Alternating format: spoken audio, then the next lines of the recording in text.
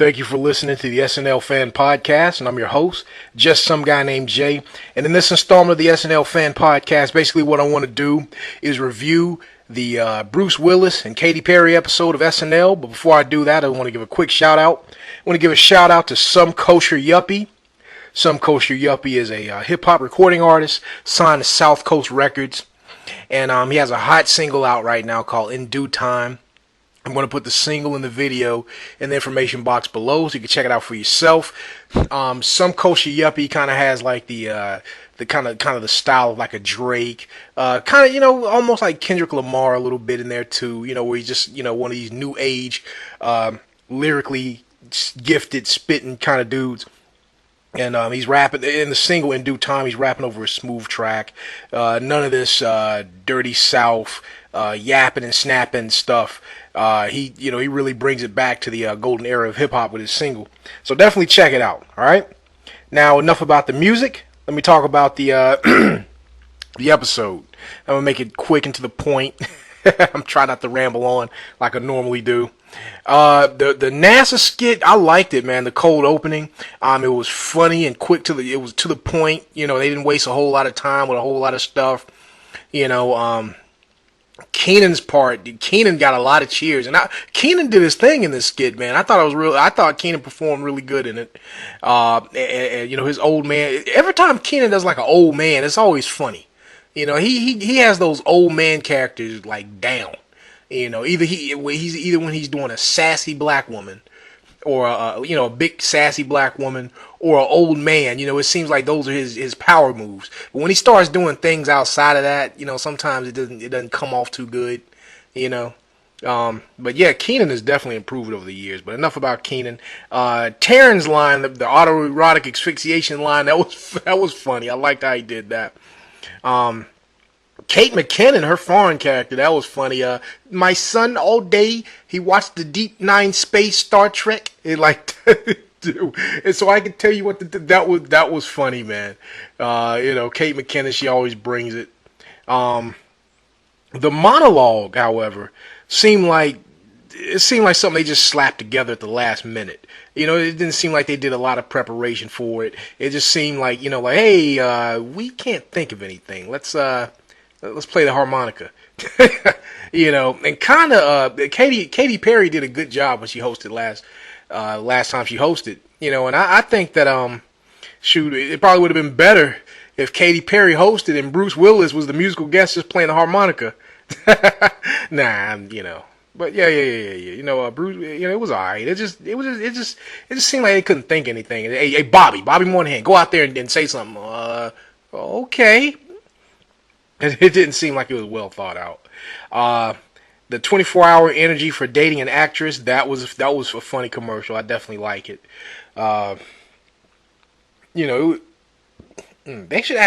Somebody should actually do a character like this. Like an actress, like an up and coming actress trying to get work, and her boyfriend has to sit there and listen to her and stuff like that. That should actually be a recurring character.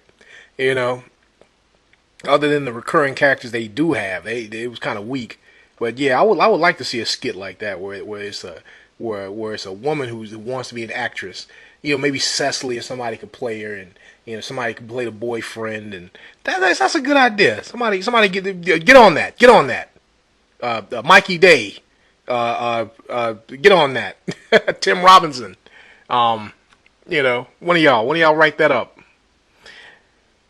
Let's see. What's next? The Black Ops Command Center skit, that was pretty funny. I liked it. It seemed like Bruce Willis was just describing a scene in one of his movies or something. And everybody was like, "Oh man, hold on, what's going to happen next?" They were leaning in and listening to him. Their reactions to what Bruce Willis was saying was funny. But it seemed like Bruce Willis was crying, like trying to stop himself from laughing, like he wanted to laugh so bad at the stuff he was reading. Like he was pulling a Jimmy Fallon. Another part I liked when Kenan Thompson was like, "What you mean by fade to black?" that was good. Let's see, Brooks Wheelan still speaking softly. What else about this skit I liked? I mean, yeah, it seemed like he was just describing one of his movies. The reaction was funny. I'm glad to see Beck Bennett in it. Playing his reprising his AT&T commercial character. It seems like he's just going to be playing guys like that all through the season. We're just going to play these straight guys who just Um, let's see the barbershop sketch. I liked it. I'd definitely like to see this again. Have a nice little recurring character for Jay Farrow. It seems like, but it mostly seemed like Jay Farrow was doing an impersonation of Eddie Murphy in Coming to America. When he was in the barbershop, with played the barbershop character. That's what it seemed like Jay Farrow was pretty much doing. But I guess whatever you have to do in order to get to do what you do, because I guess that's what like I said, when Jay Farrow first joined the Jay Farrow when he first joined the cast, and it just seemed like he was just doing impressions and stuff. And I was thinking, like, maybe he should do a character based on one of his impressions. That's probably be the best thing for him. And I guess here it is.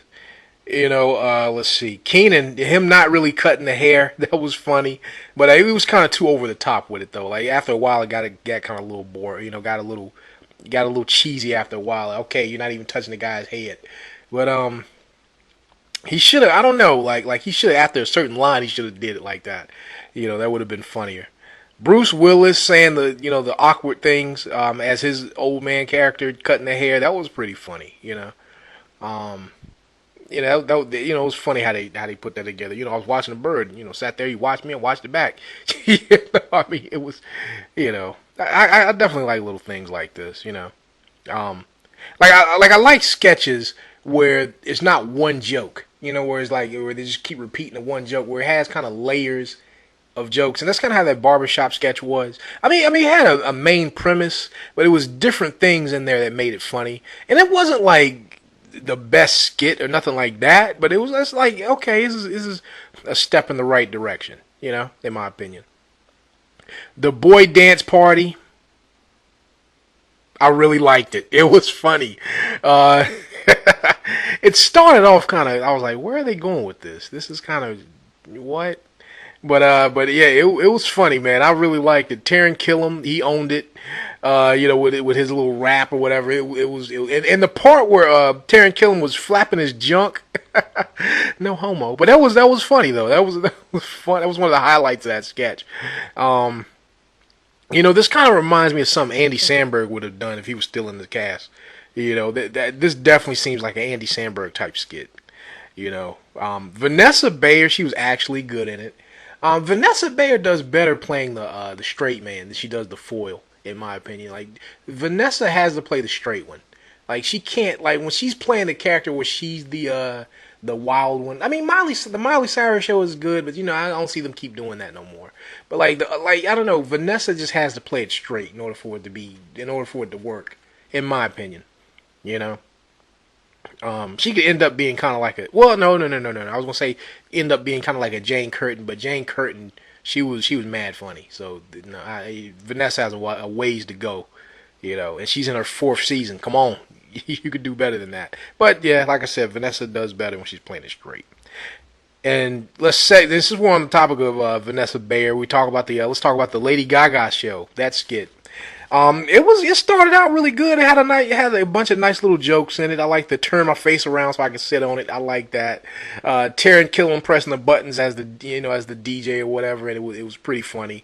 It was a lot of good little jokes I liked in it at the beginning.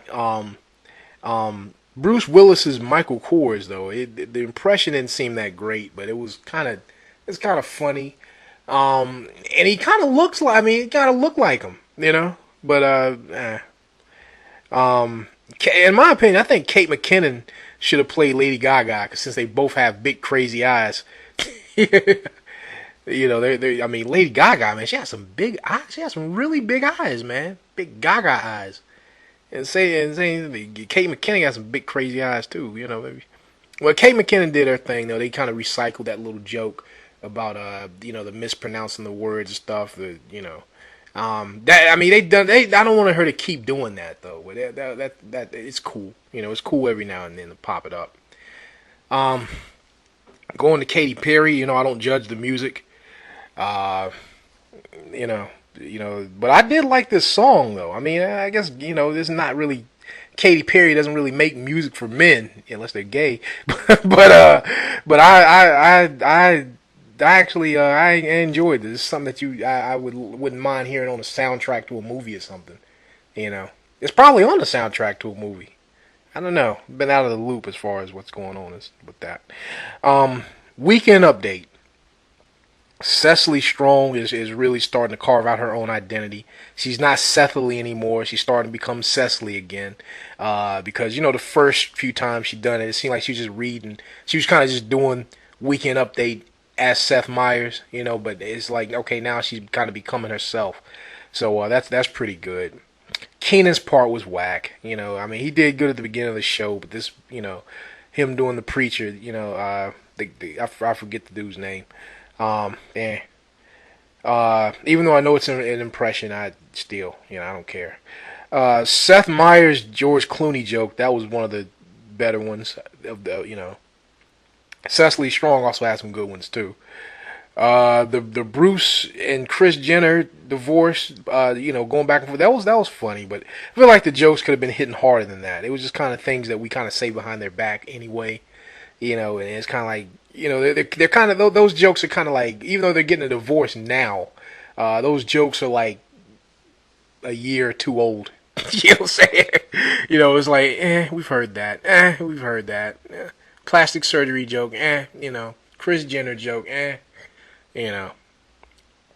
Brooks Wheelan, his part, at least he's speaking loudly, in this one. But I didn't really like it, man. I don't think he delivered his own jokes that good, man. His stand-up, man, I mean, I'm not trying to say it's phenomenal, but it's good for what it is. But this part, man, I don't know. Brooks Wheelan is starting. I don't know, man. He needs work. Him and Michael Brien, they need work.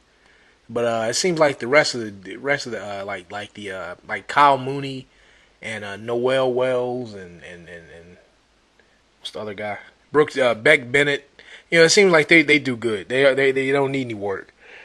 Let's see. The Kirby skit. I hate this character. I really do. I don't think it's that funny the way he's talk. I mean, well, you know what? I like the voice and I like the weirdness of it, but I just don't like the premise. Like they're in space and he's like, no, like this. I think this joke would be. I think this character would be funny if he was like if he was at some kind of PTA meeting or something like that, or if he was at some kind of if he was at some kind of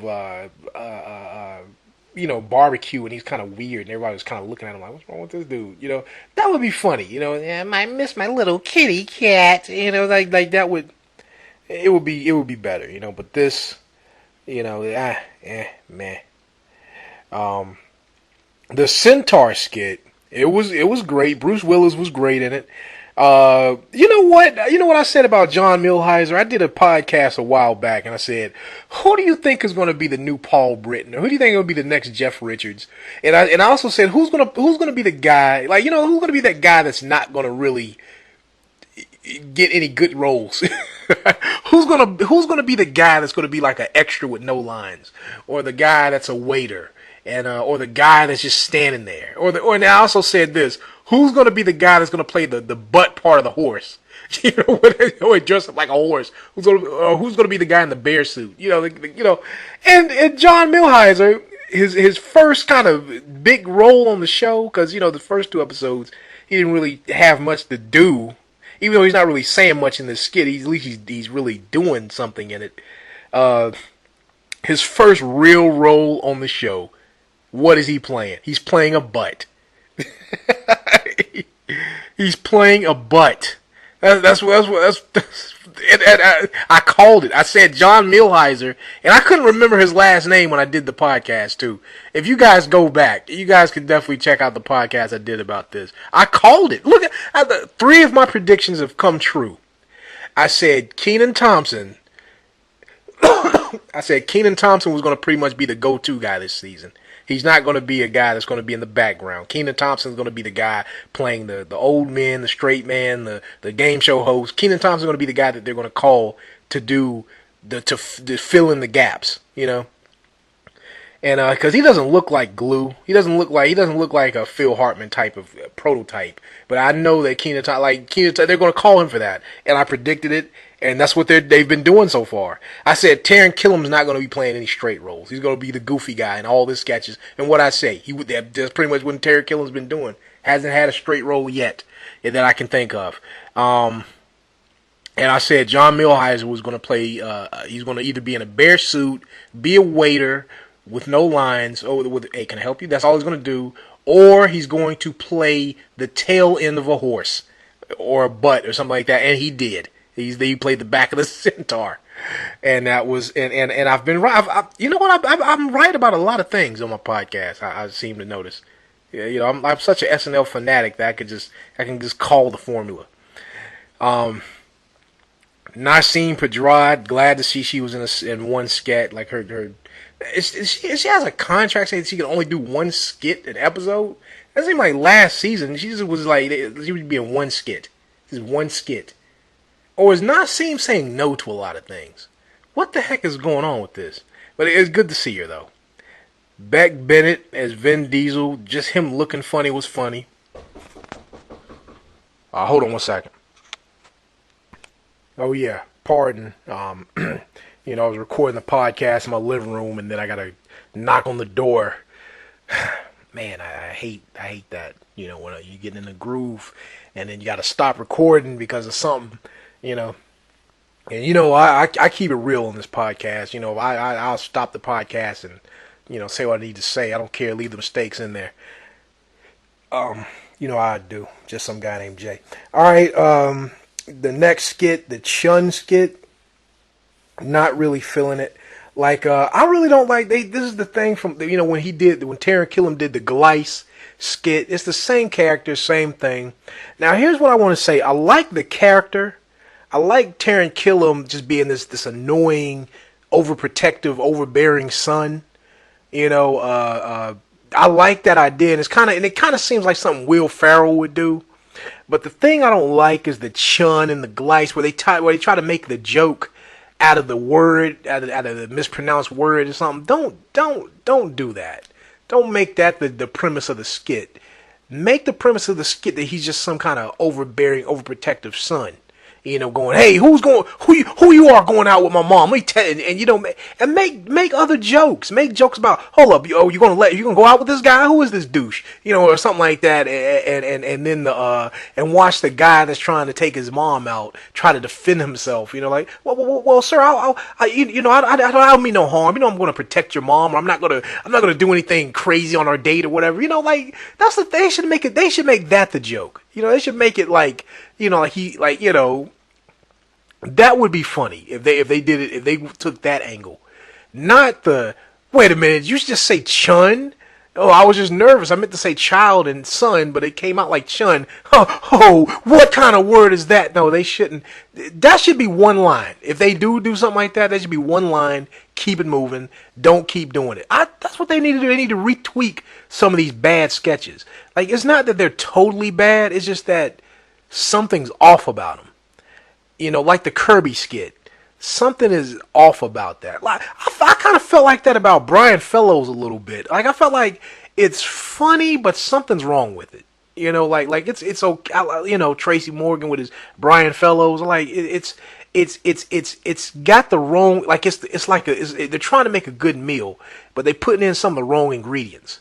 You know, and that's kind of how I feel about the Chun and the Kirby. You know, it's like you guys are it's good. But you're mixing something that shouldn't be mixing, you know? I don't know. What do you think about that? Let me know your thoughts. You know, also, one of the best sketches of tonight was the beer pong skit where Kyle Mooney and and Beck Bennett tried to explain the rules of beer pong. This is funny because there's those dudes exist. Those guys, the way they're delivering. When you get it in, you have to, you got to take a shot, and then when you take a shot, you got to say, this word 5 times, then before you do that. They're describing the rules, and they're sounding like that. Those guys exist, and that's how they did. That is real. That is real, man. I definitely like that. It was funny. Jay Pharaoh and John Milhiser's reactions to what they were saying, that was great. What else? The chug skit, and they showed the little train, and they chug, and they showed the train go around the table. That was hilarious. And then it ended funny on a funny note too. It's like, hold up, how you don't know the rules of the game? You just explained it to us. I wasn't listening. Psh, classic, and it went off like that. Kyle Mooney and Beck Bennett. I would like to be their neighbors as well. They're good neighbors. And then let's end it off with the E-Meth skit. That skit was funny from the Tina Fey episode, but it's too early to be re-airing some of these commercials. Let's do a couple of more commercials before y'all start doing this. I guess they needed a little more time or something. You know what? If they need time to fill or something like that, why don't they just let a cast member just talk for like 4 minutes or something? Like let Jay Pharaoh go up there and try to do some of his act or something like that, or have Taran Killam do something crazy to the audience or something. That if they can't think of anything, don't re-air a commercial. Just say, okay, we have 4 minutes left. Bobby Moynihan, get out there and try to juggle or something. That would be better if they did things like that. But that's all I like to say about this episode. So far, I'd say I don't know. I can't judge it because it was just spots of things that was good, spots of things that was bad. Overall, it was okay, But yeah, that's all I like to say about it. Also, check out this song "In Due Time" by Some Kosher Yuppie. And that's all I'd like to say. I'm just some guy named Jay. Good night and have a pleasant tomorrow.